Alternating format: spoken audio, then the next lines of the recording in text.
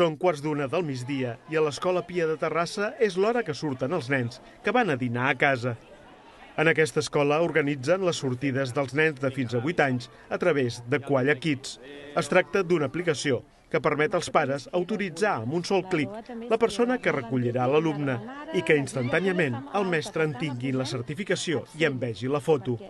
Així eviten els problemes que tenien abans amb els canvis d'última hora.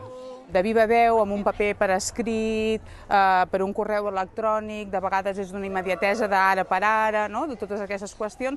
Tots aquests instruments, aquesta manera de funcionar que teníem fins fa 3 anys, ens podien generar una certa escletxa, no? D'inseguretat. Que era tenir una carpeta amb papers i buscar el DNI, dona'm el DNI, buscar el nom, on està, i ara al final jo marco aquesta nena, tu ets tal persona, ja està, és molt senzill. Tu autoritzes a certes persones i en el moment en què el venen a recollir ja reps l'avís, diguéssim. I si ve alguna altra persona et surt qui l'ha recollit i va bé saber, dona més seguretat. Aquesta empresa de Sabadell va tenir la idea i fa 3 anys va començar la primera prova pilot de l'aplicació. Vam néixer un dia que ens fèiem la pregunta de si és segur que els menors són recollits per les persones autoritzades a la sortida de l'escola.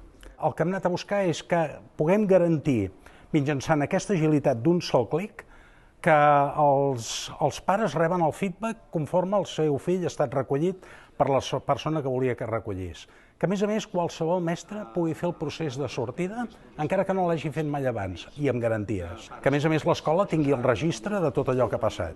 A més, han adaptat l'eina per organitzar també els menjadors escolars. Dir que la criatura es queda a dinar automàticament, un sol clic, i que arribi la informació al mestre, a l'administració, a la cuina, i que els trastorns alimentaris i les al·lèrgies quedin supercontrolades amb cada nen.